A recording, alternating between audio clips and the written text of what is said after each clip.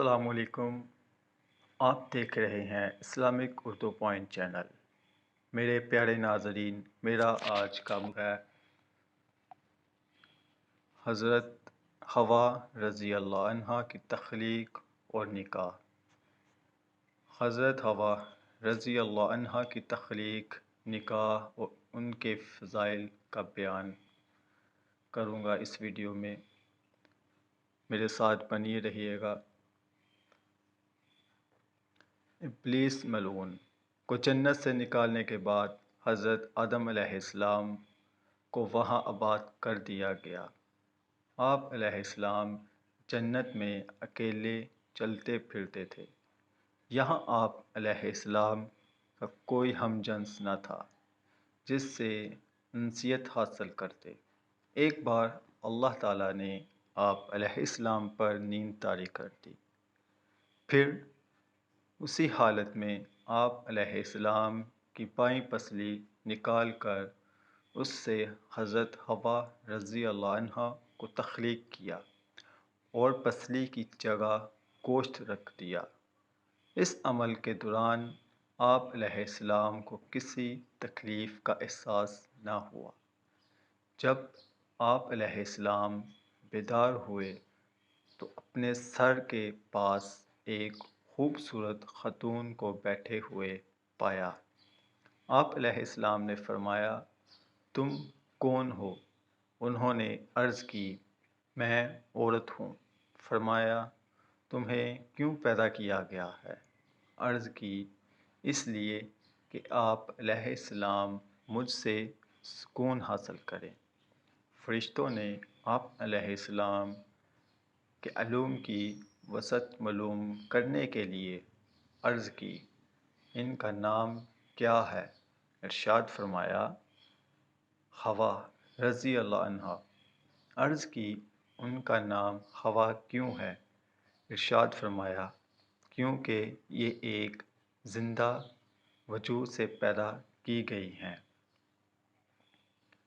حضرت حوا رضی اللہ عنہا کی تخلیق کا ایک اہم مقصد یہ تھا کہ حضرت آدم علیہ السلام ان سے سکون حاصل کریں اور ان کی تنہائی دور ہو۔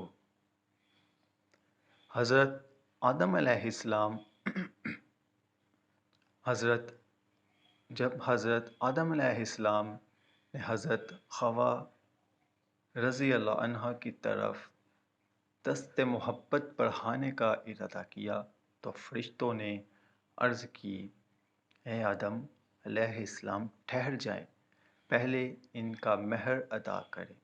آپ علیہ السلام نے فرمایا، ان کا مہر کیا ہے؟ فرشتوں نے عرض کی، ان کا مہر یہ ہے کہ آپ ہمارے سردار محمد مصطفیٰ صلی اللہ علیہ وسلم پر 3 یا 10 مرتبہ درود پڑھیں۔ چنانچہ آپ علیہ السلام نے درود پڑھا اور فرشتوں کی گواہی سے آپ علیہ السلام کا حضرت حوا رضی اللہ عنہا سے نکاح ہو گیا۔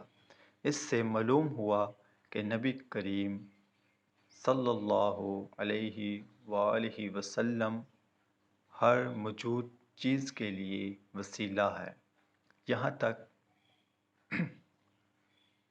درود پاک پڑھنے کو مہر شمار کرنا حضرت آدم علیہ السلام کے لیے تھا، جبکہ ہمارے لیے حکم یہ ہے کہ درود پاک پڑھنا، تلاوت قرآن کرنا، قرآن مجید یا علم الدین پڑھنا اور حج عمرہ کروانا عورت کا مہر شمار نہیں ہو سکتے۔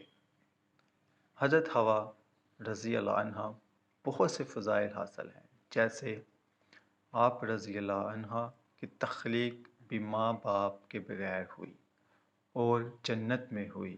انسانوں میں سب سے پہلی عورت کا اعزاز آپ رضی اللہ عنہا کو حاصل ہے۔ آپ رضی اللہ عنہا کا نکاح پہلے انسان اور نبی حضرت آدم علیہ السلام سے ہوا اور وہ بھی جنت میں ہوا۔ آپ رضی اللہ عنہا کا نکاح فرشتوں کی گواہی سے ہوا۔ آپ رضی اللہ عنہ کا مہر حضور پر نور صلی اللہ علیہ وسلم پر